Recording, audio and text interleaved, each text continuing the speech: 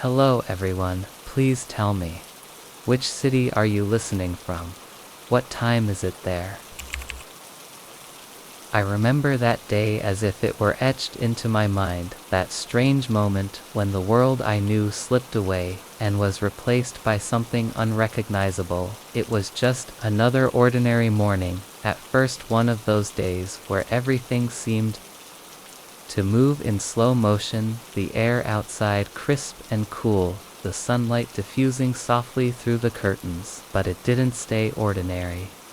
For long, I had recently moved into a small apartment in the city, a quiet little place tucked away on the top floor of an old brick building. The location was perfect, far enough from the noise of downtown but close enough for convenience. The building had a charm to it, with its creaky floors, narrow hallways, and windows that opened with a satisfying squeal. It felt like home right away, cozy and familiar, but still full of potential for something more. I was sitting at the kitchen table sipping my coffee, scrolling through my phone. The apartment was still and silent, save for the low hum of the refrigerator and the occasional creak from the floorboards. I had been living there for a few weeks, and everything seemed normal, but that morning something shifted. It wasn't dramatic, not at first, just a small impulse to open the window, something I'd done countless times before. The window was one of those old-fashioned types, the kind you have to push up to open. I stood and walked over to it, feeling the coolness of the glass against my hand as I lifted it. The fresh morning air rushed in, carrying the smell of damp pavement and the promise of rain later in the day. I leaned against the windowsill, gazing out at the city below me, except it wasn't the city I knew. It didn't hit me immediately. At first I thought I was still groggy from sleep, maybe disoriented from waking up too early, but then the details started to stand out. The buildings across the street weren't the familiar brick and glass ones I'd become used to. They were taller, sleeker, with strange, unfamiliar shapes. The streets below weren't the ones I'd walked every day, the ones I recognized. They were more modern, with cars I didn't recognize speeding by and people dressed in clothes that felt out of place. The skyline in the distance didn't belong to my city either. The architecture was foreign, futuristic, like something from another time or another place entirely. My heart began to race. I blinked hard, rubbing my eyes, but when I opened them again, the scene outside hadn't changed. The streetlights, the signs on the buildings, the very layout of the city, none of it made sense. I could see the familiar outline of my neighborhood in the distance, but it was twisted, warped, as though I were looking at a reflection in a cracked mirror. I felt a chill creep up my spine. I backed away from the window, my mind spinning. I knew where I was, didn't I? I knew this city, I knew my apartment, but this wasn't it. This wasn't my city. My breath quickened. I stepped back to the window more cautiously this time, as if approaching a puzzle that I couldn't solve. I peered out once again, expecting, hoping to see the street I knew, but it was the same, the unfamiliar buildings, the strange, unrecognizable skyline. There was a moment, a long stretch of silence, where I wondered if I was dreaming, or if the world outside had somehow shifted in a way that I couldn't understand. I closed my eyes and shook my head, trying to dispel the confusion. When I opened them again, the view outside had not changed. My heart thudded painfully in my chest. As I stepped back again, what was happening? I turned away from the window, pacing across the room in a daze. My mind raced, trying to grasp some logical explanation.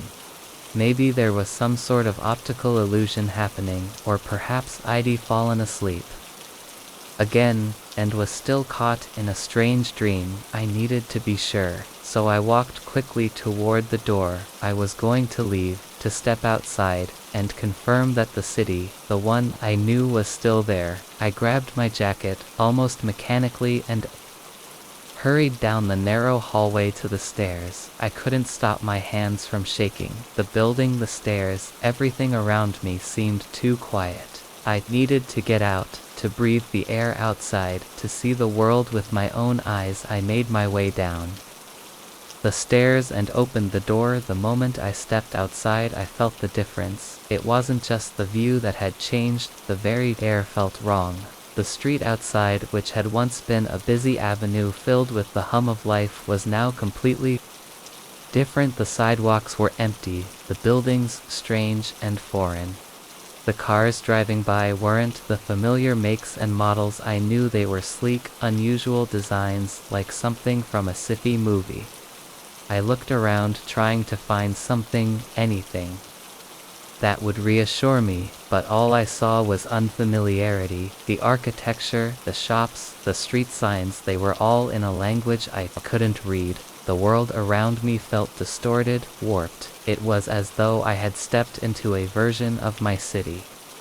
But it wasn't mine, it was wrong. My hands gripped the doorframe as panic began to rise in my chest. I was still standing there when I heard the sound of footsteps approaching. A figure emerged from the fog that seemed to have settled over the streets. A man in a suit walking briskly, as though nothing were out of the ordinary. His face was familiar. He was someone I'd seen in passing before, someone I thought I recognized. He glanced at me, then paused. His eyes narrowed, studying me with an intensity that made me shiver. He didn't say anything at first, just stared at me with a look I couldn't interpret. Then he took a step closer, and with a soft, almost amused smile said two words that froze me in place. "You don't belong here." I opened my mouth to respond, but the words stuck in my throat. I couldn't breathe, I couldn't speak.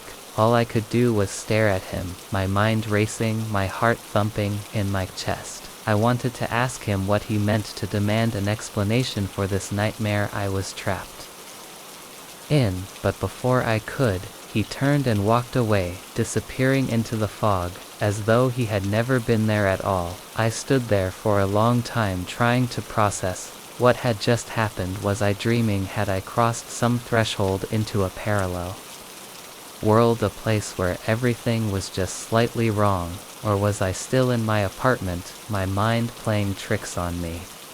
I don't know how long I stood there, lost in the unfamiliar streets, my thoughts a swirling mess of confusion and fear. All I knew was that the world outside my window was no longer the same. It was a different city, one I had never seen, one that didn't belong to me. And as I turned to walk back toward the apartment, I felt the distinct, oppressive weight of that truth. I had opened the window, but I wasn't sure I would ever be able to close it again. I remember the day clearly, the day everything shifted, the day that the world as I knew it seemed to break just slightly, and I couldn't quite piece it back together. It all started when I had an appointment with a client, someone I had been trying to meet for weeks. The office was a bit out of the way, but I didn't mind. I'd never been there before, but I'd gotten the address from an email and followed the directions to the building. It was a strange place, the kind of office building you don't notice unless you're looking for it. I parked in the small lot outside, not really paying attention to anything but the time, trying to make sure I wouldn't be late. When I walked through the glass doors, everything seemed normal. At first there was nothing remarkable about the entrance, a sleek, modern lobby with dark wood floors and polished steel. The air was cool, and the faint hum of the HVAC system echoed through the space. A receptionist should have been waiting right. The first thing I noticed was how silent it was. No one was in the lobby except for one person, the receptionist. She sat at the desk, a woman in her late 20s, maybe early 30s, with dark hair pulled back into a neat bun.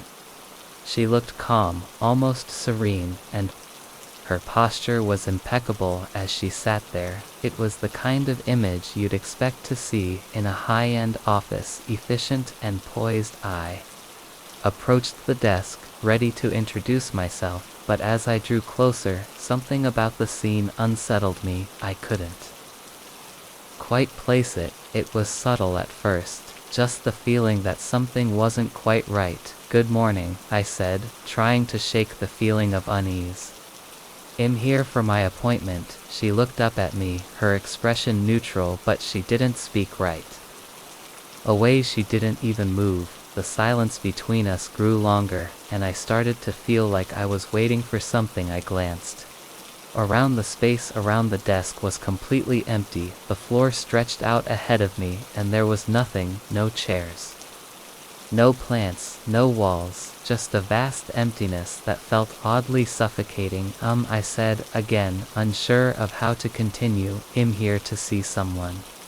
I have an appointment." She blinked slowly, and for a moment I could have sworn her gaze flickered just past me, as though she was looking at something behind me, but when I turned around, there was nothing. The entire space beyond the desk was just nothing, an infinite white void. My heart skipped a beat. I glanced back at her. Her posture hadn't changed, her expression still unreadable, but I felt the weight of her stare, like she was watching me more closely than I realized. I stepped back, my eyes scanning the vast emptiness behind her again. The walls, if there were any, had disappeared, leaving nothing but a continuous void that stretched into the distance. There were no windows, no doors. The desk she was sitting at was the only thing in this endless space. "Where is everyone else?" I asked, my voice suddenly trembling. The question seemed to hang in the air, though she didn't seem to acknowledge it right away. She didn't respond immediately. Instead, her fingers moved across the desk, lightly brushing the surface, as though she were tracing something invisible, and then, with a small, almost imperceptible sigh, she spoke. "There is no one else," she said, her voice soft but clear. "This is all there is." I stood there, feeling like the ground beneath my feet had been pulled away, like I was suddenly adrift in a place I didn't understand. The reality of the situation started to sink in. The building, the receptionist, the emptiness. I had walked into this place, expecting something normal, something familiar. But what I was facing now, it didn't feel real. It didn't feel like a building. It felt like a dream, one that I couldn't wake up from. I tried to move, to step back, and leave, but the strange stillness of the space held me in place. My feet didn't want to budge. I took a deep breath, hoping the sensation would pass, but it didn't. I glanced at the desk. Again, it was too clean, too immaculate. No clutter, no papers. It looked almost like a prop. I noticed something even stranger now.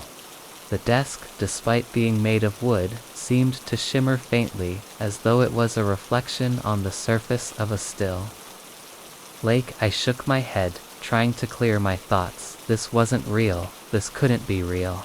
But the longer I stood there, the more I felt trapped by the weight of it all.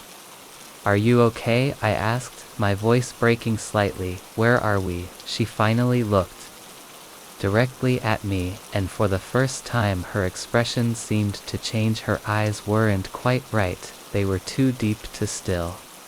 Like they weren't looking at me at all, but past me, into something beyond me. I couldn't place it, but it felt like she was looking at something far older, something that didn't belong in this space. "This is the place," she said softly. "The only place that exists." My blood ran cold. I took a step back, my mind racing to make sense of what she was saying. The only place. What was she talking about?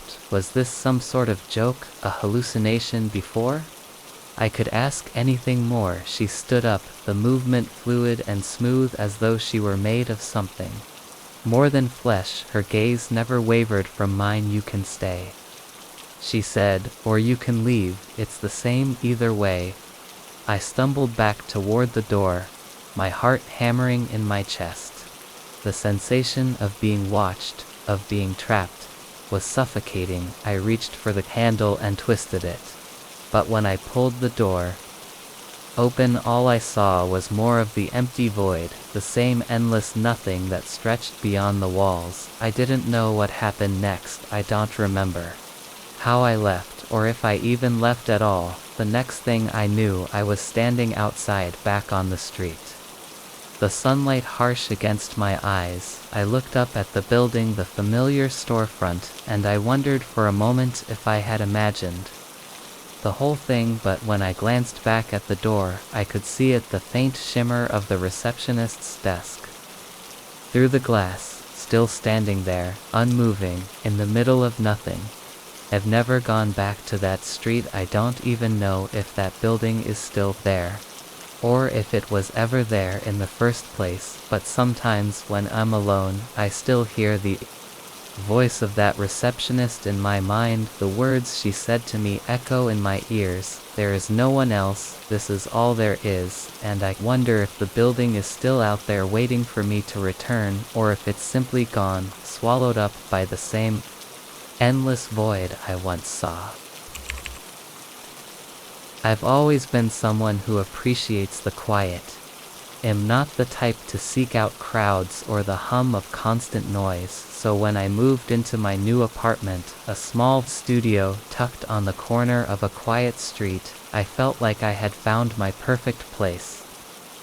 It was the kind of street where the sound of birds in the morning was the loudest thing you'd hear, where people spoke in hushed tones, and the only movement came from the occasional car passing by. It was an old building, one of those that had been around for a while, but it had a certain charm to it. The floors creaked when you walked, and the paint on the walls was chipped, but there was something comforting about it. It felt like a place that had stories to tell but didn't mind keeping them to itself. I remember the first night I spent there clearly. The rain had started falling just as the sun began to set, and the world outside became a blur of gray and water. I had unpacked most of my things, and was settling in my favorite book in hand, a warm cup of tea by my side. The hum of the refrigerator was the only sound in the apartment. It was peaceful. I was just about to settle in for the night when I noticed something strange. There was a light switch near the door. It was old, just a simple white toggle, like the kind you see in most homes. I hadn't noticed it when I first moved in, but now it stood out. The rest of the apartment had those modern switches, sleek and new, but this one was different. It was the kind that felt almost out of place in the rest of the apartment. Curious, I stood up and walked toward it. There was no real reason to turn it on, but I thought I'd try it. Maybe the light would brighten up the corner by the door. I reached for the switch, flicked it upward, and immediately the room seemed to shift. The lights in the apartment didn't flicker or dim as I had expected. Instead, the faint glow from outside my window grew brighter. It wasn't coming from the streetlights, though. No, it was as if the light had become more concentrated, more focused, and it seemed to emanate from somewhere outside the window. I pulled the curtain aside to see what had happened, but what I saw made my stomach turn. The street outside wasn't what I remembered. It wasn't the quiet, empty road I'd gotten used to. The sidewalk, which had once been empty except for the occasional pedestrian, was now lined with people. Strangers. They stood in the dim light, motionless, as if they were statues frozen in time. Their faces were pale, their eyes wide, staring straight ahead, unblinking. I felt a rush of unease sweep through me, my body frozen in place. I was sure I had seen the street empty just a few minutes ago, yet now it was full of these people, all standing perfectly still. The light outside had become brighter, casting long shadows over their unmoving forms. It felt wrong. Every inch of my body told me to pull away from the window, to get away from that strange, unsettling light, but my feet wouldn't move. My breath caught in my throat as I saw one of them slowly turn their head toward me. A chill ran down my spine as their eyes locked onto mine. I backed away from the window, feeling the sudden weight of their gaze even from across the room. They didn't move, they just watched. I hurried to the light switch and flicked it down immediately. The light outside began to fade, the shadows stretching back into their normal places. The figures in the streets slowly melted away, becoming more indistinct, until they were gone entirely. Leaving only the quiet, empty road once more, I stood there in the dim light of the apartment, my heart racing, unsure of what had just happened. Had I imagined it, it didn't seem possible, but when I looked outside again, everything was as it should. The street was empty, the rain falling gently, just like before. It felt like nothing had changed, but I knew it had. The next few days passed in a blur. I tried to shake off the memory of that strange night, but the unease lingered like an itch. I couldn't scratch. Every time I walked by that light switch I hesitated. It was almost as if it was waiting for me to flick it again to see if the same thing would happen, but I didn't dare. I couldn't stop wondering. I began to notice other things in the apartment that felt out of place. Small details that hadn't seemed important at first. The old bookshelf in the corner, the one I had filled with my books, seemed to cast shadows that didn't match the light in the room. The wallpaper in the hallway seemed to ripple slightly, as if it were breathing. And then one night I made a mistake. I was sitting in the living room, the curtains drawn tight, trying to ignore the lingering dread that clung to me. The rain was pouring outside, and I thought about the light switch again. The memory of those frozen people in the street gnawed at me, and I finally decided to turn it on again. I flicked the switch upward, and once more the light outside grew brighter. The figures returned, standing in their perfect still formation, but this time there were more of them. Hundreds of people. They filled the entire street, stretching down to the corner, their faces lifeless, their eyes locked onto the window of my apartment. It was like they were waiting for something, but this time something was different. One of them stepped forward, a man tall and thin, his face shadowed, walked slowly toward my building. As he neared, the others parted, creating a path for him to move through. His eyes were fixed on the window, never blinking, never wavering. His expression was empty, his lips barely moving as he began to whisper, his voice barely audible over the rain. "Turn off the light," the words echoed in my mind, the sense of dread escalating with each passing second. I knew I had to turn it off, to end whatever this was, but my hand was frozen by the switch. I managed to force myself to turn it down, and instantly the figures disappeared, the street returning to its normal quiet state. I collapsed into my chair, my heart pounding in my chest, trembling uncontrollably. The room was silent, the only sound, the soft tap of the rain against the window. I don't know what's happening, but I know one thing: I can never turn that switch on again. I don't know what's on the other side of it, what those figures want, but I can't risk finding out. The light outside may look ordinary, but it's not. It's a doorway I don't want to explore any further. The street outside may look peaceful, but I'm not the only one who sees it anymore. They're watching me, waiting, and I don't know how much longer I can stay here pretending everything is fine. Because every time I pass that switch, I feel the pull, and I'm terrified I won't be able to resist it the next time. The first time I saw it, I thought it was just a glitch, like when you're watching a play, and the lights flicker, or the sound system hiccups. Something small, easily explained, but that was before I realized it wasn't a glitch at all. It started on a Thursday evening when I decided to attend a show at the old theater downtown. It wasn't a huge production, just a local troupe putting on a play, but I liked the idea of being part of something small and intimate. The theater itself had an air of history to it, the kind of place where the velvet seats still squeaked when you shifted, and the heavy curtains felt like they had witnessed decades of performances. I hadn't been there in a while, but I remembered the charm of the place. It felt familiar, welcoming, even in its own worn-out way. I arrived early, grabbed a program and settled into my seat. The room was nearly full, but there was a quiet hum in the air, a collective anticipation as people chatted softly with their neighbors. The lights dimmed and the chatter faded into hushed whispers. The stage was bathed in soft light, and the curtain, a rich shade of red, hung still. The audience quieted as the actors readied themselves behind the scenes. The play began without incident. The actors moved gracefully, delivering their lines with energy and passion, but then something strange happened.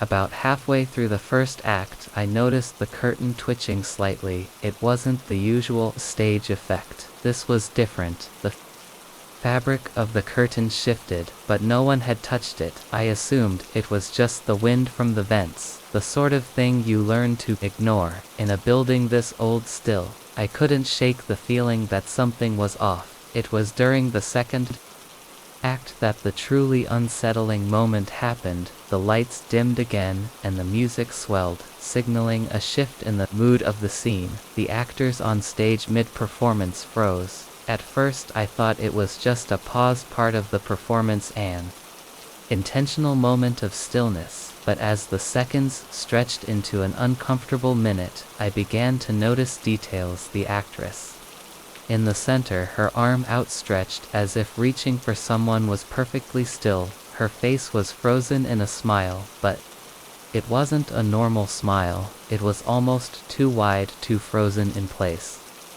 The rest of the cast was in a similar state, motionless, eyes wide open, mid-sentence, madaxing.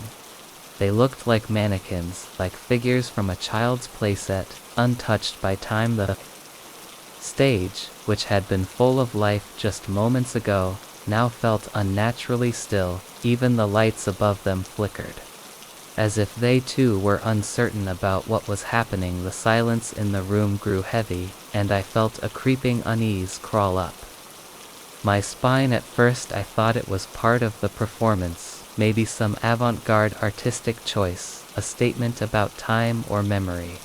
But no one moved, no one blinked. The audience remained eerily silent, unsure of what to do. I glanced around the room, searching for someone to make eye contact with, to confirm that I wasn't the only one noticing the stillness, but everyone in the audience seemed as frozen as the performers, staring wide-eyed at the stage. The tension in the air was unbearable. I shifted in my seat, feeling the hairs on the back of my neck stand up. Something wasn't right. It wasn't just the actors who were frozen, it was everything.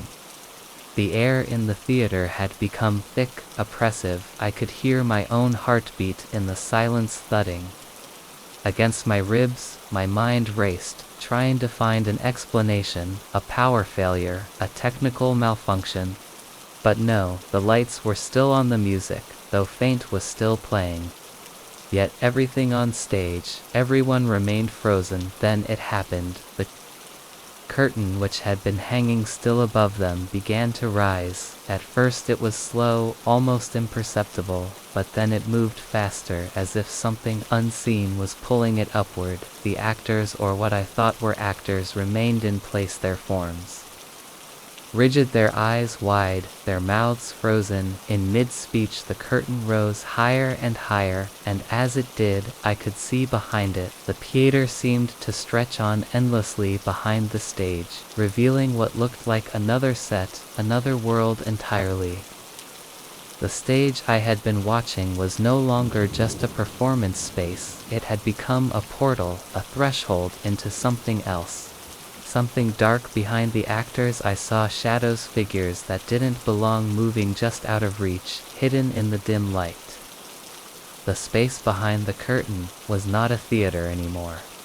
It was a hallway, a tunnel that stretched far into the distance, lined with doors, old wooden doors, each one marked with faded symbols. I couldn't make out. There was an overwhelming feeling of Wrongness, as though this place had never been meant to be seen. I couldn't tear my eyes away from it. The curtain kept rising, and with it the unsettling sense of something creeping, something watching me. I felt my breath catch in my throat, but I couldn't make a sound. I couldn't move. I was rooted to my seat, trapped in the stillness of it. All the figures behind the actors seemed to move closer, and I could hear whispers, now faint but distinct, as if they were speaking directly into my ear.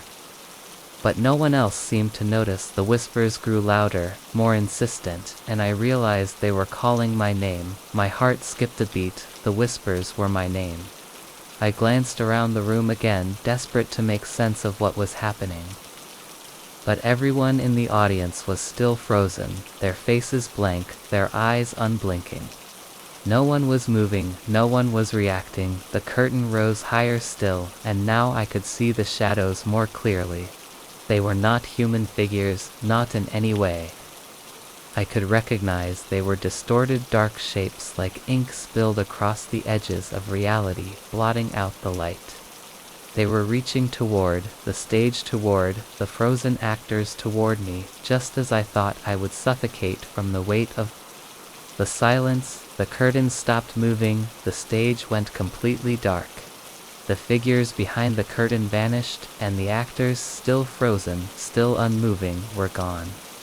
The music stopped, the lights flickered once more, then stabilized. Everything was as it had been before, but now it felt different. The theater was quieter, more oppressive. The air itself seemed thick, as if it had become something else entirely. I could feel the coldness settle in, creeping under my skin, in my bones. The audience, who had once been frozen in place, slowly began to stir. They blinked, shifted in their seats, glanced around as though waking from a trance, but no one spoke. No one moved for several long seconds, until the sounds of the performance resumed, the murmur of the actors' voices, the rustling of the curtain, the gentle hum of the lights. But I knew that something had changed.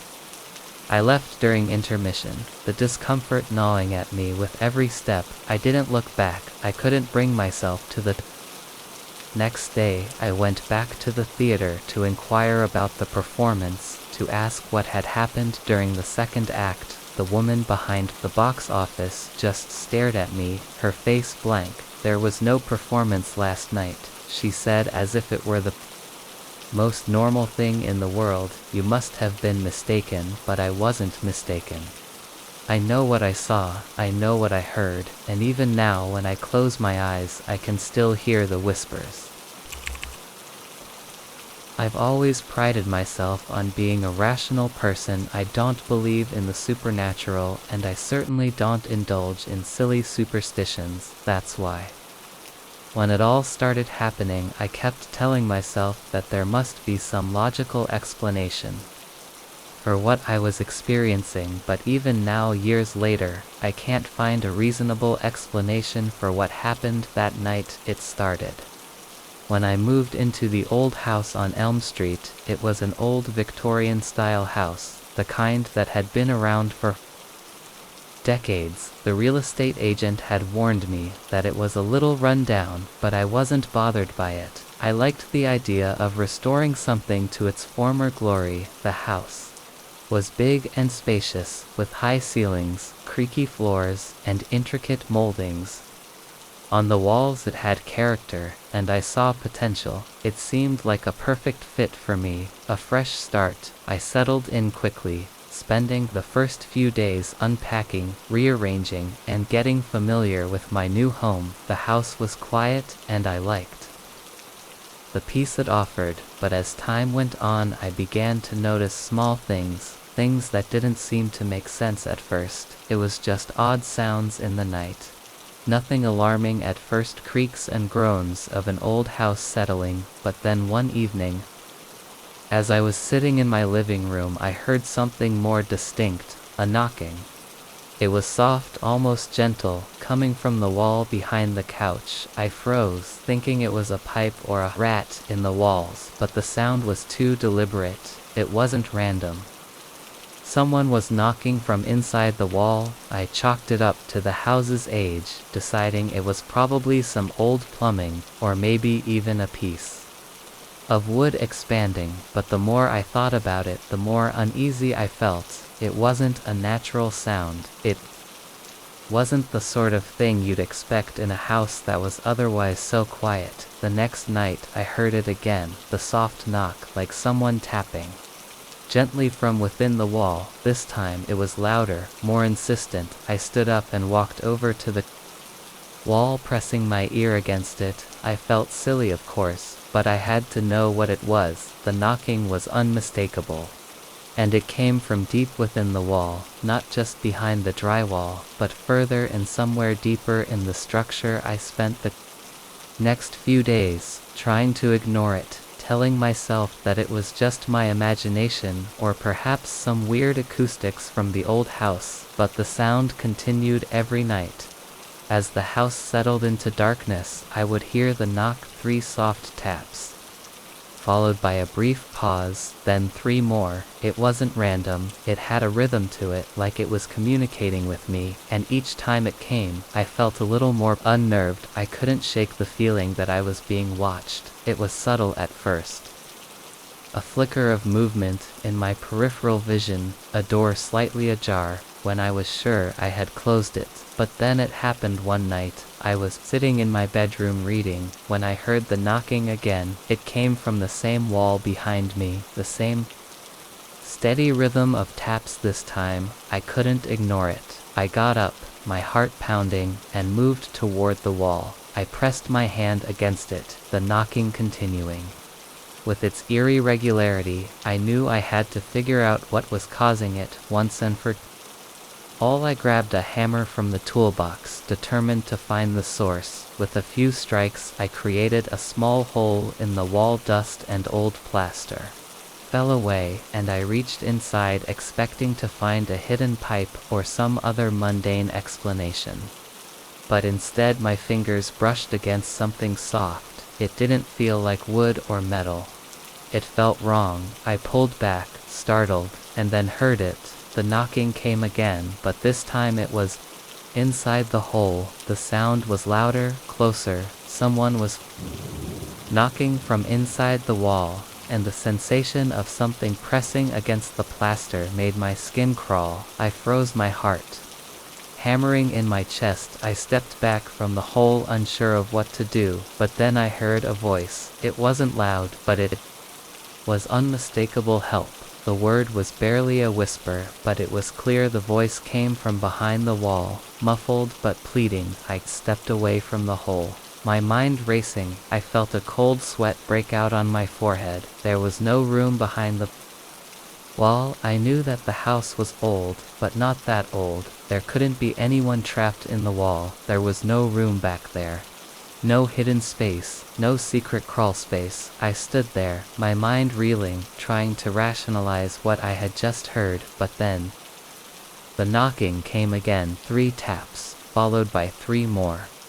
And the voice returned, "Help me, please." I couldn't breathe. I didn't know what to think, what to do. I wanted to run to escape, but something kept me rooted to the spot. The knocking continued, steady and insistent, as though it was calling me to act, but there was nothing I could do. I spent the rest of the night pacing the floor, unable to sleep. The knocking didn't stop. It went on and on, as if it would never cease. I didn't know what I was supposed to do. I wanted to tear down the wall, to find the source of the sound, but part of me was terrified of what I might find the next morning. I called a contractor. I needed someone to look at the wall, to tell me if there was anything behind it, anything that could explain the knocking. When he arrived, I told him everything about the sound, about the voice, about the hole I had made. He listened, his face neutral, but when he looked at the wall, his expression changed. "There's no room behind this wall," he said flatly. "It's just an external wall, nothing back there but the foundation." I felt a knot tighten in my stomach. It didn't make sense. The knocking had come from there. The voice had come from there. "I'll open it up," he said, pulling out His tools, let's see what's behind this, just to be sure. But as he began to work, I felt something shift in the air. The room grew colder. The knocking, which had been so persistent for weeks, suddenly stopped. No more taps, no more whispers, just silence. We opened the wall, carefully tearing back the plaster and the studs, but when we looked inside, there was nothing. Just empty space, a hollow cavity in the structure. No pipes, no wires, no hidden room. I didn't know what to think. My mind raced with possibilities. But none of them made any sense. The contractor shrugged, finishing the job, and I was left standing there staring at the empty wall. The silence felt heavy, oppressive, and then, as I turned to leave the room, I heard it again, a single tap, then another. 3 soft knocks, as though someone was still waiting inside the wall, and I realized with a shiver running down my spine that the knocking wasn't coming from behind the wall, it was coming from inside me. I've always been good at finding my way around, the kind of person who remembers the layout of buildings, who can retrace their steps. Without hesitation, I don't get lost easily. I never did. That's why when I found myself in that strange place, I couldn't understand what had happened. It all started on a day like any other. I had finished my work early, so I decided to take a walk through the nearby mall. I hadn't been there in months, and it seemed like a good way to unwind after a long week. The mall was large, the kind that had been built decades ago, and had only seen a few minor renovations since it had its charm, but it also had that air of neglect you couldn't ignore. The lights above flickered occasionally, the carpet in the hallways had worn spots, and the scent of old food lingered from the food court. It wasn't the most glamorous place, but it was familiar. I walked around aimlessly, at first browsing through stores, but my thoughts kept drifting back to work and life. After a while, I started to feel the weight of the space pressing down on me. The place felt oddly empty, even though there were people scattered around, some shopping, others just walking through. Eventually I decided to leave. I didn't need anything from the stores, and I could feel the exhaustion creeping into my bones. I made my way toward the exit, my feet taking the familiar path toward the main doors. I wasn't rushing. The place didn't feel unsafe or strange, just a little off. There was no immediate reason to feel unsettled, but I couldn't help it. Something about the way the fluorescent lights hummed over the walkway gave the place an eerie feel. When I reached the hallway near the exit, I noticed the emergency exit sign hanging from the ceiling, glowing faintly in the dim light. It was the usual kind of sign, green with a simple symbol of a running figure beneath it. Nothing out of the ordinary. I had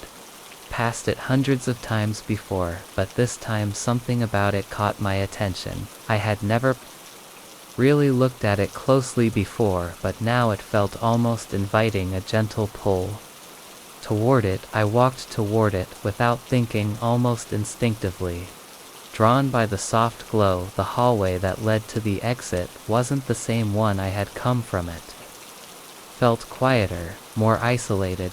There was no one else around. The floor was covered in old linoleum tiles, worn from years of use. The walls, once a bright white, were now stained with yellowing patches. There were no windows in this hallway, no natural light to guide me. The only illumination came from the flickering exit sign above me. I continued down the hall, my footsteps echoing softly. The hallway curved slightly, and I found myself walking deeper into the building, further away from where I'd originally been. The emergency exit sign was still above me, glowing faintly. It was almost as if it was leading me forward, urging me to continue. And then, after what felt like longer than it should have, I came to another hallway. This one looked identical to the first, the same faded walls, the same dim lighting. I stopped in my tracks, confusion bubbling up inside me. I had expected to see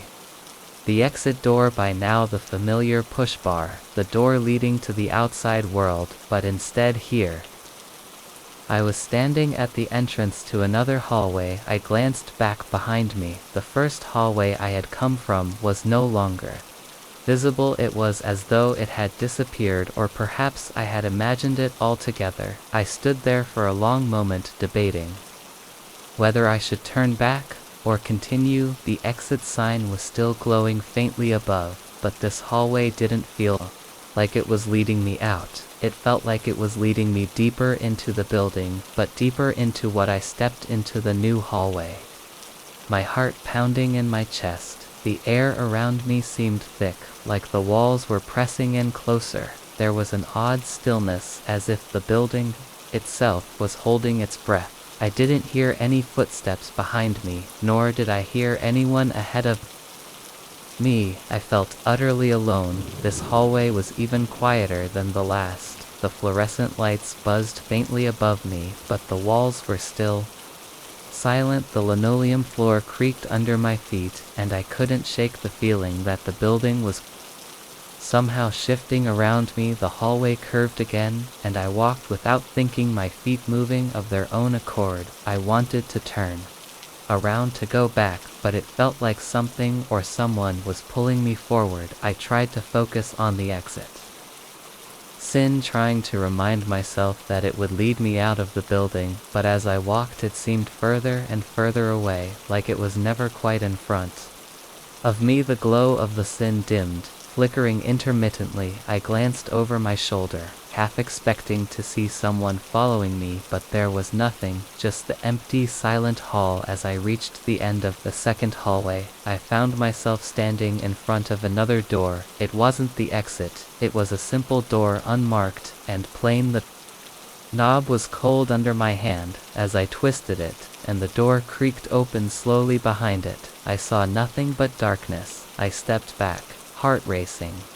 The exit sign, the one that had led me here, was gone now. The hallway had swallowed it up, leaving only shadows in its place. I felt a sudden rush of panic, my breath quickening. This was wrong. This wasn't the exit. This wasn't even the same building anymore. The air was thick with the smell of dust, and the walls seemed to pulse, almost like they were alive. I spun around, ready to find my way back, but the hall had changed again. The way I had come was no longer visible. The space in front of me stretched into another unknown hallway, the flickering light of another exit sign glowing faintly in the distance, just out of reach. I couldn't stop myself from walking forward again, though a deep, gnawing sense of dread gnawed at my gut. With each step I took, the hallways grew longer, more twisted. The exit sign was still ahead, always ahead, but no matter how far I walked, it seemed to move further and further away, never leading me to the outside. Time lost meaning. The sound of my footsteps, once so familiar, became a distant echo in my ears. I had no idea how long I had been walking. My mind was foggy, my heart racing. I didn't want to go any further, but my feet kept moving, and then the hallway opened up, and I found myself back at the same spot I had started. The hallway, the door, the exit sign, but this time I didn't feel the urge to approach it. I didn't feel the pull. It was just another hallway, and I realized with a sinking feeling in my chest that there was no exit. There was no way out, only a maze of hallways stretching endlessly, pulling me in deeper, until I didn't know which way was up or down anymore. I had been trapped.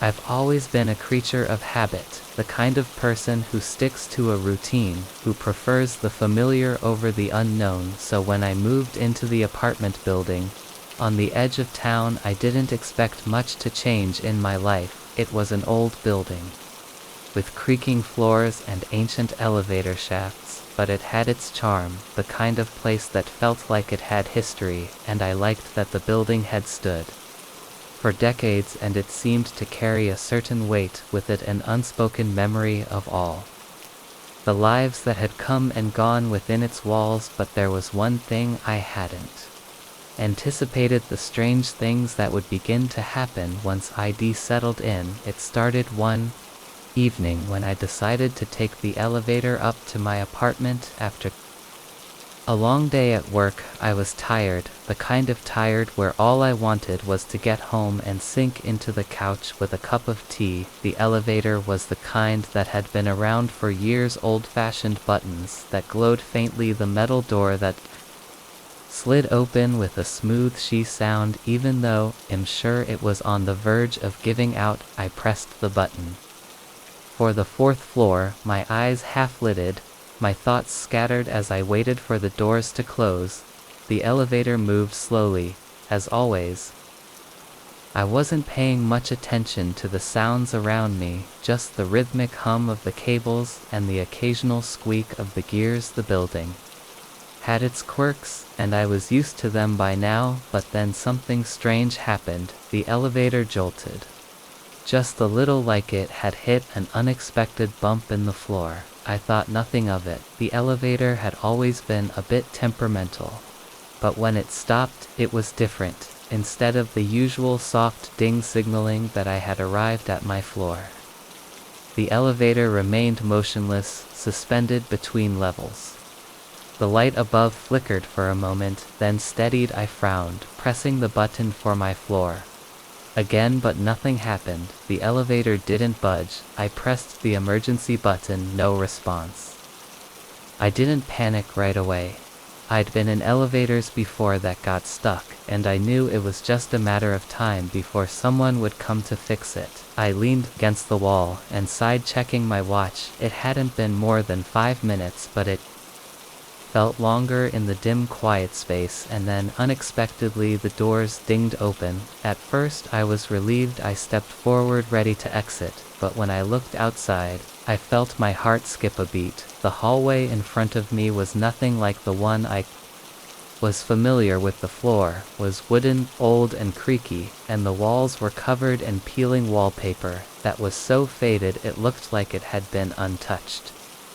For years there were no other doors down this hallway, only a dark passageway that seemed to stretch on forever.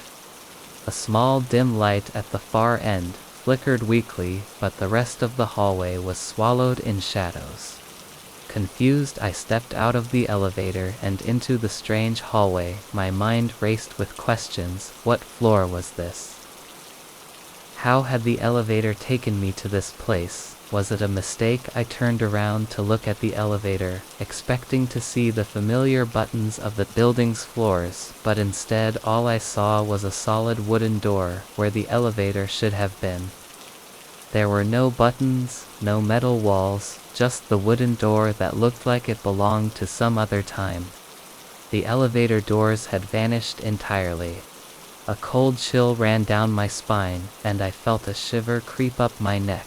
I pressed my hand against the door, but it was solid, unmoving, as though it had always been there, part of the building. I felt a sudden impulse to leave, but something inside me, some force that I couldn't quite place, urged me to keep going down the hallway. It wasn't as though I had any choice in the matter. My body moved on its own, each step feeling heavier, like the air around me had thickened, dragging me deeper into the unknown. My feet creaked against the old wood as I walked, the sound unnervingly loud in the silence.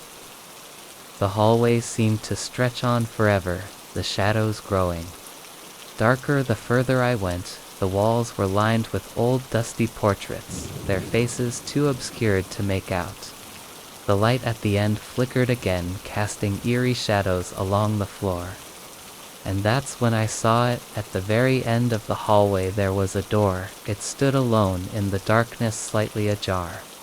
My pulse quickened, my breath shallow. The urge to turn back, to return to the elevator, was overwhelming, but I couldn't seem to stop myself. I approached the door slowly, the sound of my footsteps echoing in the eerie stillness. The closer I got, the more I felt a weight pressing down on me, as though something was waiting just beyond the threshold. I reached out, hesitating for a moment before pushing the door open. The room inside was not what I expected. It was a large open space, but there was something off about it. The room was cluttered with old furniture covered in dusty sheets. The walls were lined with shelves filled with boxes and old books. It looked like an attic, a forgotten place that hadn't seen the light of day in decades, but there was something strange about it. The air felt cold and stale, thick with the scent of something old decaying. I stepped inside,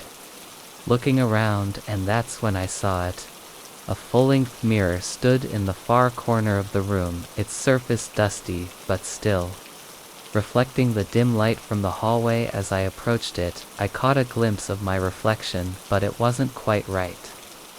It was me, yes, but there was something subtly wrong with the way I looked. My reflection was slightly delayed, as though it was moving on its own time, a beat behind my own movements. My face seemed pale, the shadows beneath my eyes more pronounced than they should have been. I reached out a hand toward the mirror, and as I did, the reflection in the glass smiled. I recoiled, stepping back in shock, my heart pounding. The reflection's smile stretched wider, unnaturally wide, its eyes dark and empty. I gasped, backing away further into the attic, but the reflection didn't stop. It kept smiling, growing more distorted with each passing second. Suddenly the door behind me slammed shut with a deafening bang, and the room plunged into darkness.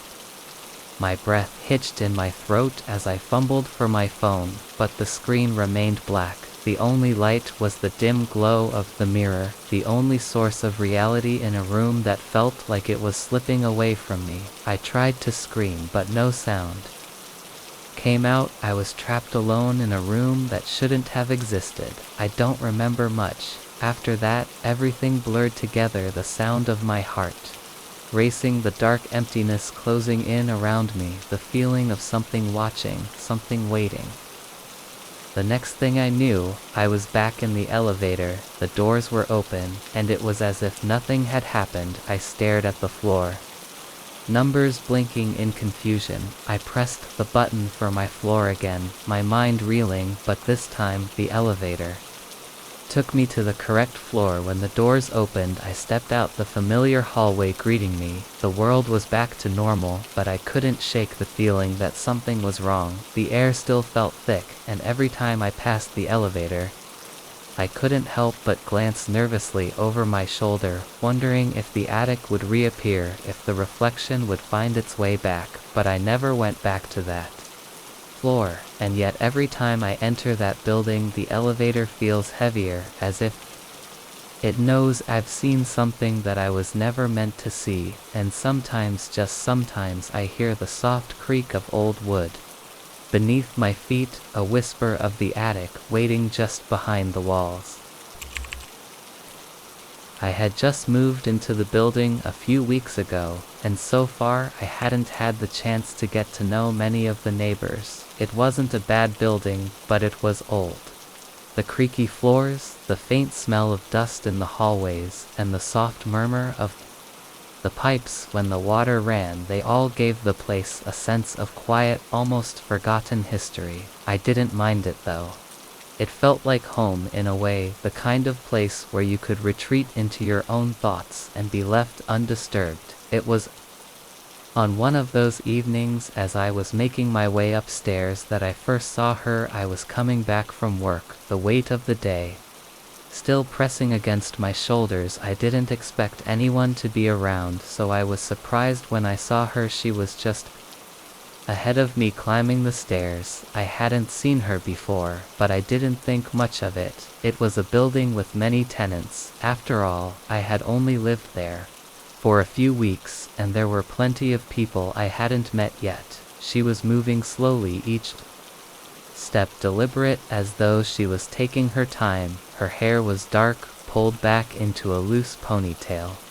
She wore a long, simple coat that swayed gently with each movement, and there was a quiet grace in the way she ascended the steps, the sound of her footsteps almost silent. I was a few steps behind her, but I didn't hurry. It was a simple thing, just passing her on the stairs. As I reached the landing, I was prepared to continue on to my floor, but that's when something odd happened. The woman who had been just a few steps ahead of me, seemed to vanish. I don't mean that she disappeared in the traditional sense. There was no flash of light, no dramatic vanishing act. She was simply there one moment, and the next there was nothing, no sound, no movement, just the empty space on the stairs. Where she had been at first, I thought maybe she had reached her floor and turned off into one of the side hallways, but when I looked up I realized that she hadn't made it that far. The stairs continued above me, but there was no sign of her. The soft hum of the building was the only sound that filled the space, and the hallways above me were eerily silent. I stood frozen for a few seconds, feeling a strange unease settle into the pit of my stomach. There were no other floors above this one. The building was old, yes, but it had been clear when I moved in that there were only 3 stories. I could have sworn that I had seen her walking just ahead of me, but now there was nothing. I shook my head, telling myself it was nothing, a trick of the light maybe, or I had simply lost track of time. As I walked up I had been distracted after all by the thoughts racing through my mind after a long day, but despite my attempts to rationalize it, the feeling of unease lingered. I made my way up the last few steps, my footsteps echoing through the quiet stairwell, and when I reached the landing, I paused. Again I couldn't help but glance over my shoulder. Nothing. I stepped into the hallway and for the first time looked around more carefully. The building was quiet as it usually was, but now it felt different, as if something was just out of place. The air was thick, almost heavy, and the hallway stretched on. In the dim light of the overhead bulbs I walked to my door and unlocked it, but I couldn't shake the feeling that I wasn't alone, that something had shifted just slightly in the fabric of this building. I tried to shake off the strange sensation, reminding myself that I was just tired. I locked the door behind me and went through my evening routine, but the thought of the woman on the stairs refused to leave me. I kept thinking about her, how she had looked so real, how she had moved with such a quiet grace, yet how in the blink of an eye she had simply vanished. The next day, I saw her again. It was a similar time of day, and I was returning home from work, my mind still buzzing with the usual distractions. As I reached the bottom of the stairs, there she was again. She was ahead of me, moving slowly, just as before. This time I didn't hesitate. I wasn't going to let the strange incident from the day before play with my head. I stepped onto the stairs, my footsteps quiet against the worn wood. I watched as she climbed, the movement of her coat swaying gently, her steps soft and steady. She didn't seem to notice me. I moved a little faster, closing the distance between us, ready to pass her, but this time I kept my eyes on her. I wanted to make sure I didn't miss anything, to see what had happened before she reached the same spot I had seen her vanish the day before, and then just as I was about to overtake her, she stepped out of view. I stopped, my heart suddenly racing. This time I was more prepared. I knew what was coming. I took a breath, and sure enough, when I reached the spot where she had been, she was gone again. I stood there on the stairs, my pulse thudding in my ears. There was no way she had made it to the top. The landing above me was empty, and the stairwell above me only led to the roof access, which was locked. I looked back down. She hadn't turned to the side. She hadn't even seemed to move. Just as the day before, she had simply disappeared into thin air. I turned around, my legs feeling heavier now, and walked back down the stairs to my apartment. I couldn't explain it. The more I thought about it, the more it didn't make sense. How could someone vanish so completely without even a trace? That night I didn't sleep well. Every time I closed my eyes, I saw the woman climbing the stairs, her back to me, and the strange way she had disappeared. I kept hearing the sound of footsteps, but when I opened my eyes, the apartment was dark and silent. A few days later, I mentioned it to a neighbor, an older woman who had lived in the building for as long as I could remember. I didn't go into too much detail, just a casual mention of someone I'd seen on the stairs. She looked at me for a moment, her eyes narrowing slightly, before she said, "There's no one who lives on that floor, not anymore." I blinked, unsure of what she meant.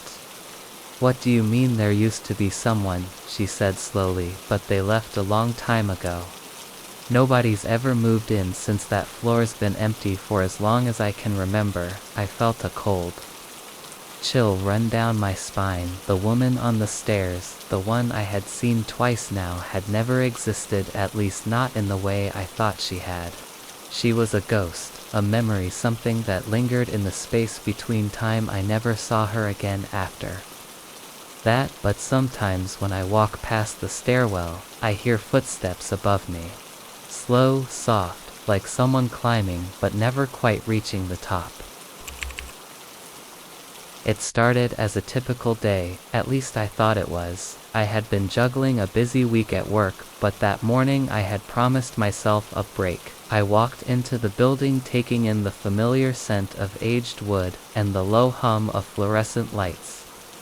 Overhead, the air inside the school felt cool and sterile, but it brought back a strange sense of nostalgia. I hadn't been to this place in years. I was visiting my old high school for an alumni event, just a quick check-in to see the renovations they had promised, and to see a few old faces perhaps reconnecting with some teachers. The hallway was empty when I arrived, and the silence seemed louder than it should have been. I passed the lockers, their once bright paint now chipped, the faded posters on the walls barely clinging to their adhesive. The same musty smell lingered in the air, a strange comfort, a reminder of when things felt simpler. I wandered through the building aimlessly for a while, letting my steps echo in the silence. I wasn't in a rush, just letting the memories settle around me. Then as I turned a corner, I saw at the classroom door, room 203.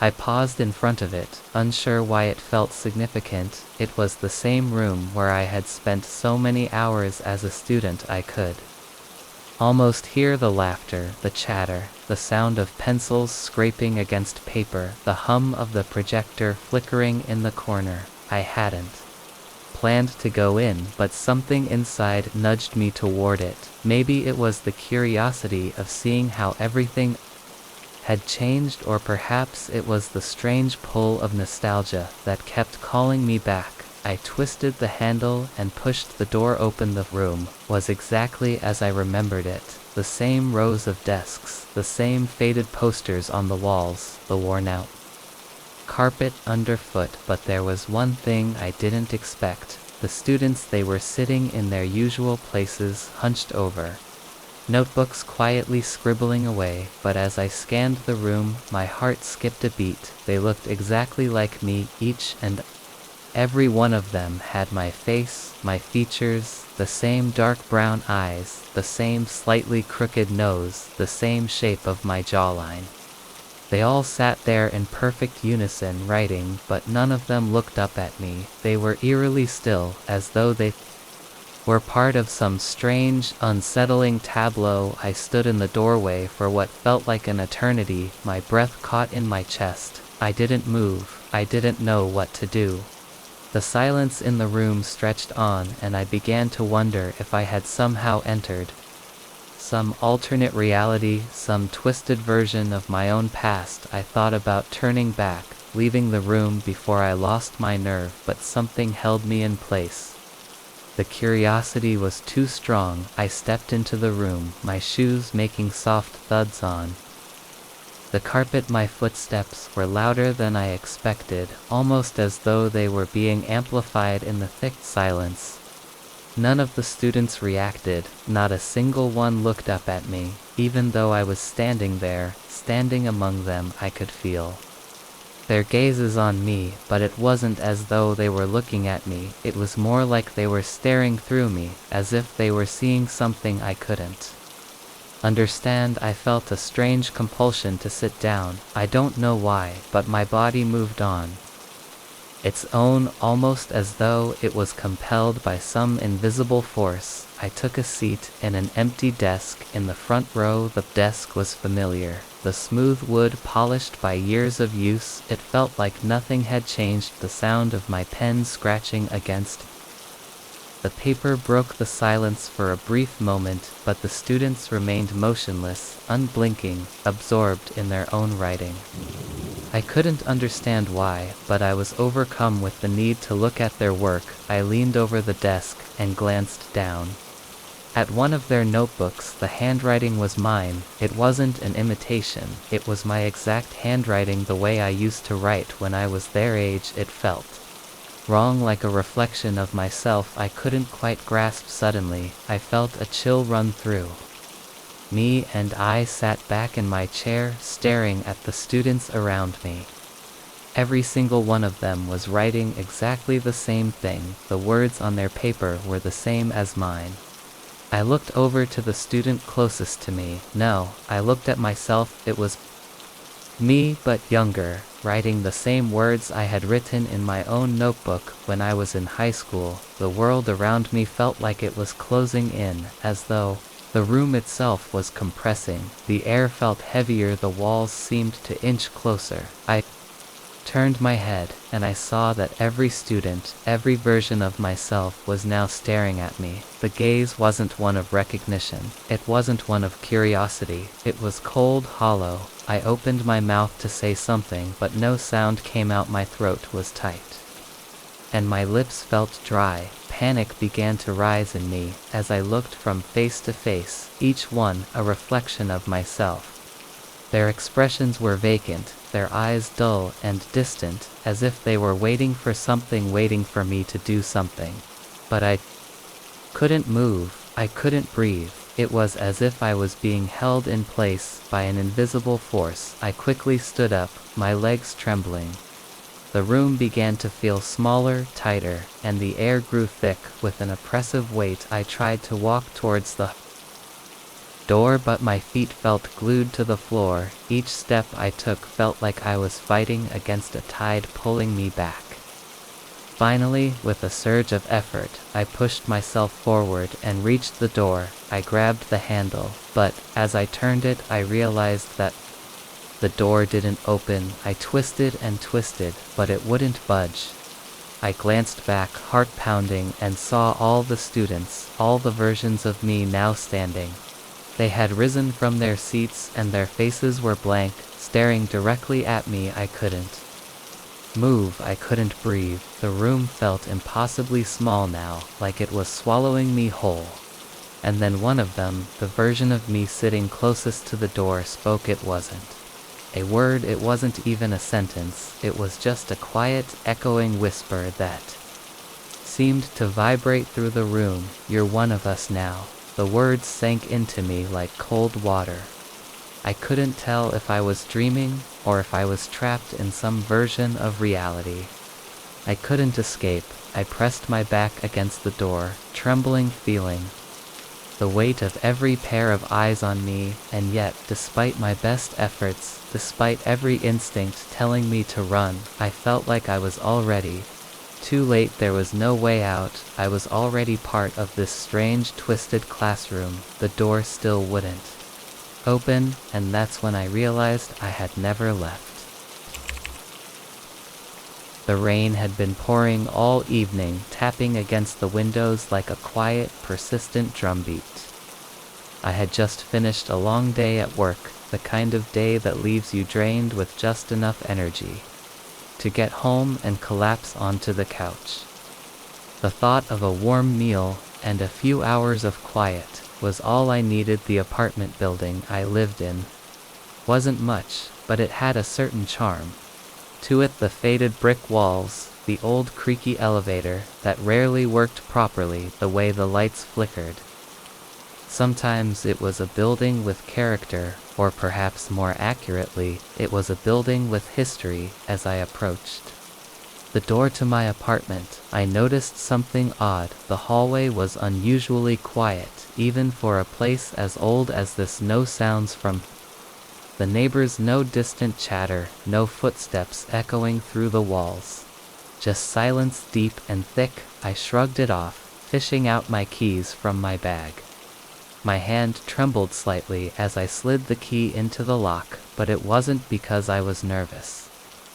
It was just the kind of day where everything felt just a little off. Maybe it was the rain, or maybe it was the exhaustion weighing down on me, but I couldn't shake the feeling that something wasn't quite right. The door didn't open right away. The lock, old and stiff, was refusing to turn. I tried again, pressing harder, twisting the key with more force, but it wouldn't budge. "Come on," I muttered under my breath. "Not now." I pulled back, frowning. There was no reason why the door wouldn't open. I had lived here for months, and the key had always worked. Before I felt a wave of frustration, the last thing I wanted to deal with right now was a stuck door. I turned the handle again, and this time the lock clicked, but the door didn't swing open. There was resistance, like something was pushing back from the other side. I hesitated, my hand still gripping the handle, and then I heard it, a sound coming from inside the apartment, a voice, my own voice. It was soft, muffled, as though it was coming from another room, but it was undeniably mine. I stood frozen, my hand still on the doorknob, the sound of the voice clear and unmistakable. I couldn't make out the words at first, but I could hear the tone of my voice, the way it wavered in the way I spoke when I was nervous, unsure of what I was saying. I had never heard it like this before. It sounded almost distant, as though it wasn't coming from me at all. My heart skipped a beat, and for a moment I felt like I was in some sort of surreal dream. I tried to convince myself it was nothing, that maybe I was just too tired, or perhaps I had left something on, and the sound was echoing oddly from the other side. But the voice came again, louder this time, and clearer. "Why are you waiting out there?" My voice sounded irritated. It was exactly how I would say something when I was annoyed, but it wasn't me speaking. I took a step back, pressing my back against the hallway wall, as if distancing myself from the door might make it easier to breathe. My mind raced, the logical part of me screaming that this was impossible. No one else was in there. No one else could be in there. I had just arrived home from work, hadn't seen anyone on my way up, and certainly hadn't heard anyone come into the apartment. I had been alone all day, yet there it was, the voice, my voice. I pressed my ear against the door, hoping to hear something more, anything to explain the inexplicable situation I was in. The voice continued speaking, as though it were addressing someone else, but I still couldn't understand the words. It felt like an eerie mimicry of myself, distorted somehow, like a reflection that didn't quite match. "Just open the door already," my voice said again, and I felt a chill crawl up my spine. The tone was wrong, sharper, more impatient than I would normally be, but unmistakably my own. I took a step back, my mind scrambling for answers, but none of them made sense. Who could be inside? How could they have gotten in without me hearing anything? The door had been locked when I arrived, my keys had worked, yet somehow there was someone else in there speaking in my voice. I tried the handle again, this time more forcefully, but the door was still locked tight. I pressed my ear against it once more, straining to listen, hoping for a sign that this was some kind of trick, some weird acoustical phenomenon, but there was no mistaking the sound. A sudden sharp noise echoed through the door, like the scrape of furniture being moved. It startled me, and for a moment I stumbled backward, my heart hammering in my chest. The voice inside was quieter now, but I could still hear it clearly. "Leave already," it said, and this time it sounded almost mocking, like it was daring me to step away, daring me to do something About it, I wasn't sure what I was supposed to do. Should I call someone? Should I force the door open? But the longer I stood there, the more I felt the growing pressure in my chest, the suffocating weight of fear, the feeling that the apartment wasn't mine anymore, that whoever or whatever was inside wasn't me. I couldn't take it anymore. The silence was too loud, the strange voice too real. I backed away from the door, slowly retreating down the hallway. My breath came fast and shallow. I wanted to turn around to look again, but I couldn't bring myself to. I went to the building's lobby, my footsteps echoing in the otherwise empty space. I felt dizzy, my mind whirling. With 100 conflicting thoughts, I found the building's caretaker sitting in a chair by the front desk, flipping through a magazine. I approached him, trying to sound calm, though I was anything but. "Did someone come into my apartment?" I asked, my voice trembling. "Did anyone enter while I was gone?" He looked up at me, his expression blank. "No, no one's been up there, except you, of course." I swallowed, trying to steady my breath.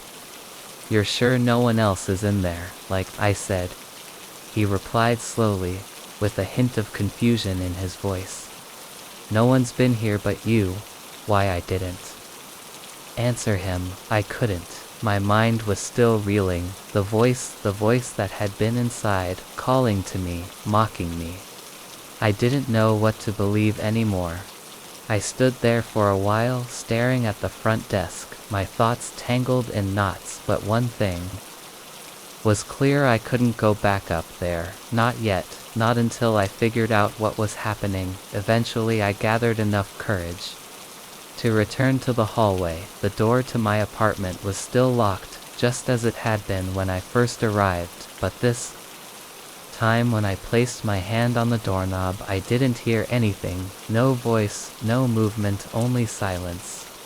But I couldn't shake the feeling that whoever or whatever had spoken inside was still there, watching, waiting, and I wasn't sure if I would ever truly be alone in that apartment again. I had just arrived in town, the weight of my travel bag slung over my shoulder, my body weary from the long journey. The hotel had been recommended to me by an acquaintance I had met during my trip, someone I barely knew but had been convinced by their kind words and the promise of a comfortable stay. It was an old building, the kind with intricate architecture that spoke of a time long past. The lobby, as I had been told, was spacious, with high ceilings and a chandelier that caught the faintest flicker of the dim lights, the kind of place that still had that nostalgic charm, the faded beauty that was once grand, but had slipped quietly into a state of decay. When I walked through the front door, the first thing I noticed was the silence. It was strange because even though it was late, I expected to hear something: the rustling of staff moving about, maybe the soft murmur of voices from other guests, but there was nothing. The lobby stretched before me in eerie quiet, the walls adorned with aging wallpaper that had started to peel at the edges. A large reception desk sat in the center, but there was no one behind it. No bell to ring, no indication of anyone who could assist me, just a barren, deserted space. I hesitated for a moment, wondering if I had perhaps made a mistake in booking here. Maybe the place was closed, but the lights were on, and the doors had opened. As soon as I tried them, I stood still for a second, trying to process what was happening. It didn't feel like a typical abandoned hotel, though there were signs of life, dust in the corners, yes, but nothing so overtly forgotten. It was as if the hotel was in a strange state of suspension, like a place frozen in time. "Hello," I called out, my voice echoing softly through the lobby. It felt too loud, too jarring in the emptiness. No response. I frowned. This wasn't right. And then, as I was about to leave and reconsider my options, I heard a voice from behind the front desk. "Please wait in the lobby," a woman said. Her voice soft but firm. I turned around, startled, and there she was, standing behind the reception desk. She was dressed in a vintage hotel uniform, the kind you'd expect from an old-timey movie. Her hair was neatly pinned back and her face was calm. Her expression polite, but there was something about her that made my stomach tighten. She didn't look surprised to see me, nor did she appear concerned that the hotel seemed to be empty. In fact, she looked like she had been waiting for me. I must have stared for too long, because she blinked once, as if reminding me to respond. "You can wait here. I'll have someone show you to your room soon." Her words were reassuring in their normalcy, but something about the way she spoke made me feel uncomfortable. I couldn't put my finger on it. Maybe it was the unnerving calm in her voice, or the fact that she didn't seem to find it strange that I was standing alone in an otherwise deserted hotel. It was like she knew I was supposed to be there. I nodded slowly.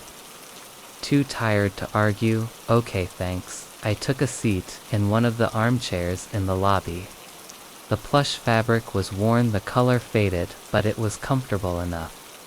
I stared at the chandelier above me, trying to relax, but my mind kept wandering back to the strange woman behind the desk. It didn't make sense. She didn't look like she belonged here, not in the same way the hotel didn't belong to the present.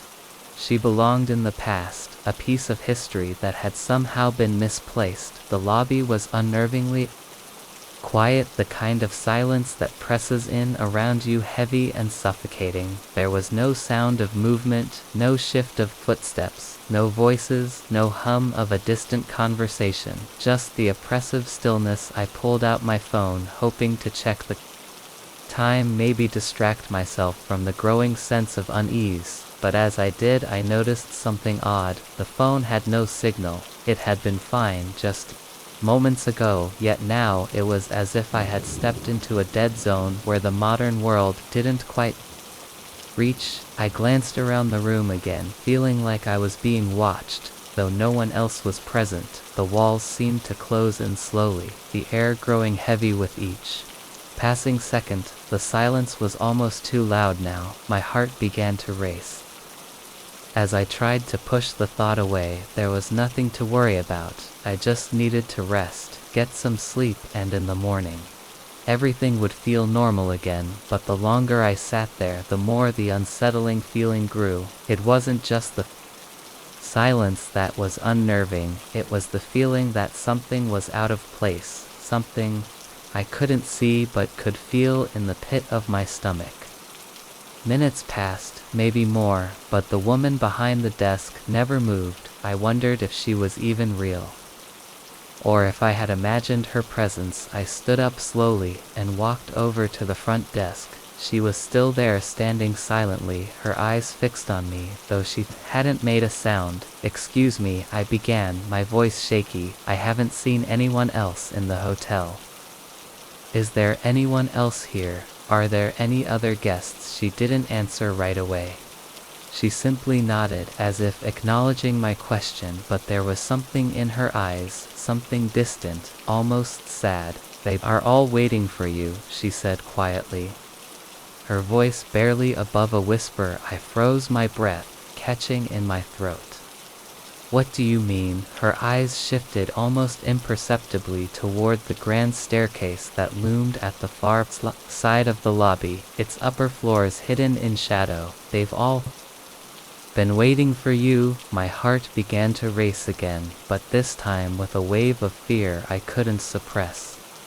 Who was she talking about? Who had been waiting for me? I had come here alone. I was supposed to be alone. "Don't worry," she continued, her voice as calm as ever. "It's just one night, you'll understand. Tomorrow." I took a step back, my legs trembling. Something wasn't right.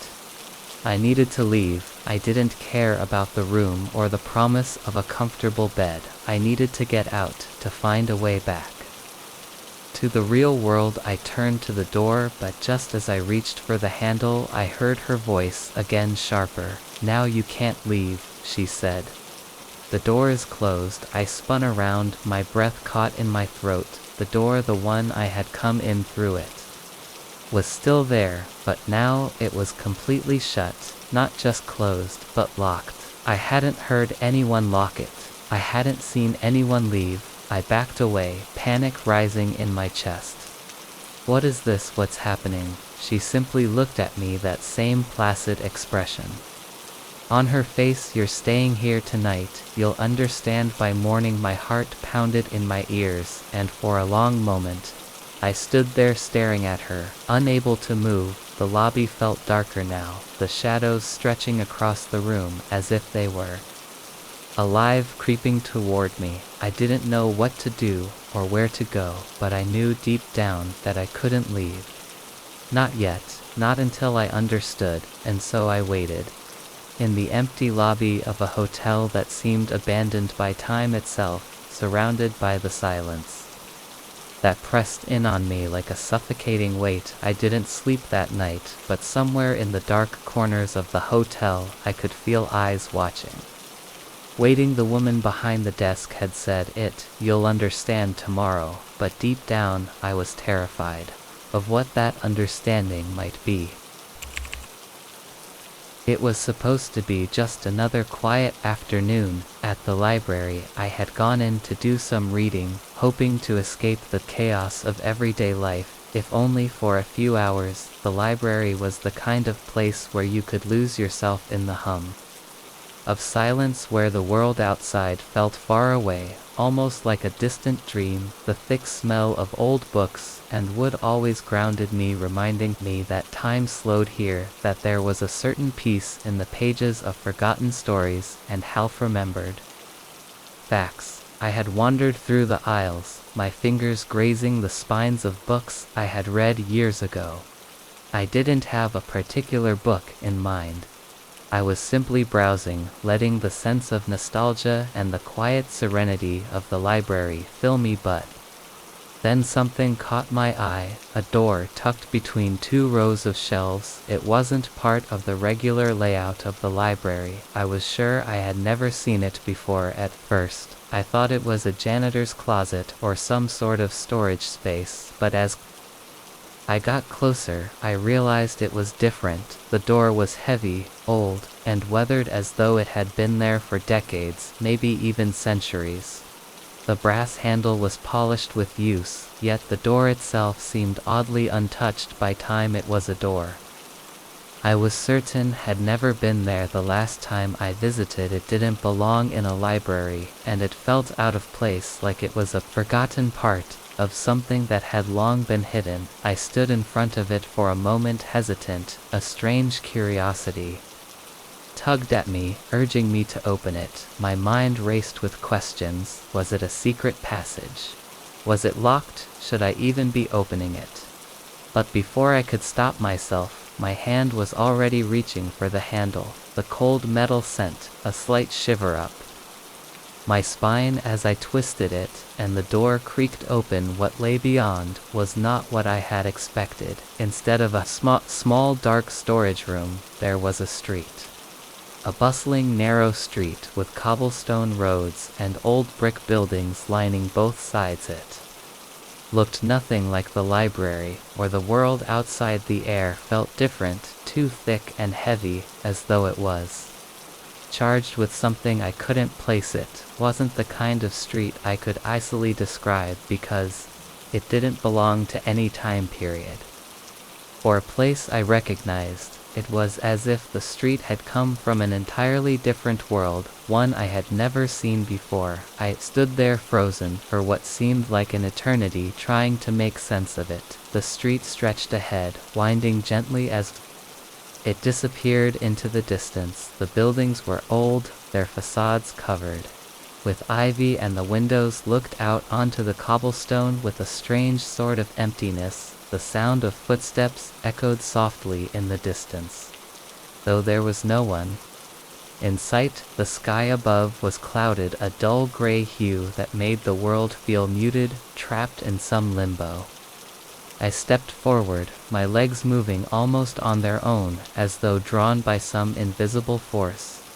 The door had closed behind me, but I didn't dare turn around to look. Something told me that if I did, I wouldn't like what I saw. I walked further down the street, my footsteps slow and cautious. The air grew thicker with each step, and though there was no wind, I could feel a subtle shift in the atmosphere. The buildings seemed to loom taller now, as if the street itself was growing, extending further and further ahead. The further I walked, the more I realized that I wasn't walking on an ordinary road. There was something oddly alive about it, something that shifted just out of reach of my understanding. It felt like I was in a place where time didn't move, where the world held its breath.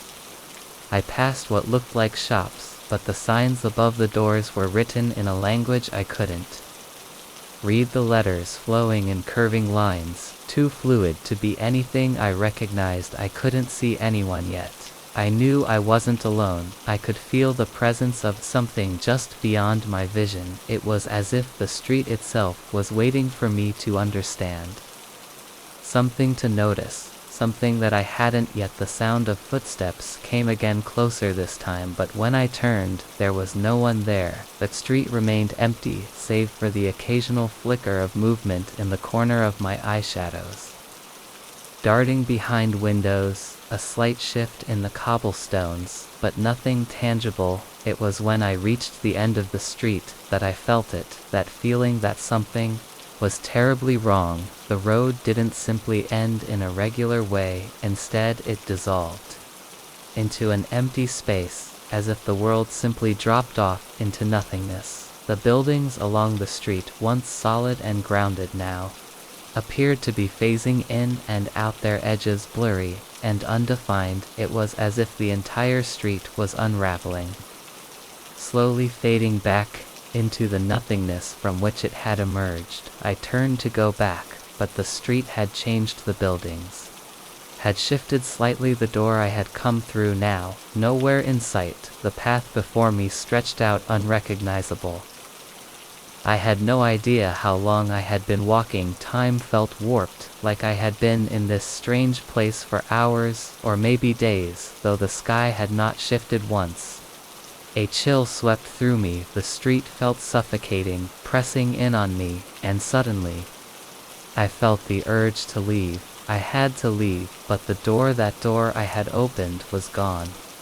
There was no sign of it, no trace of the library I had come from, just the endless stretch of that impossible street vanishing into the horizon. I started running, my heart pounding in my chest, but the street never seemed to end. It looped, twisted, reappeared, but never took me back to where I started. The more I ran, the more the buildings seemed to blur together, shifting like mirages, and the path seemed to stretch longer, the distance growing. As I tried to escape, I don't know how long I ran, or if I will ever escape. All I know is that the street keeps going, and it's waiting for me to come back.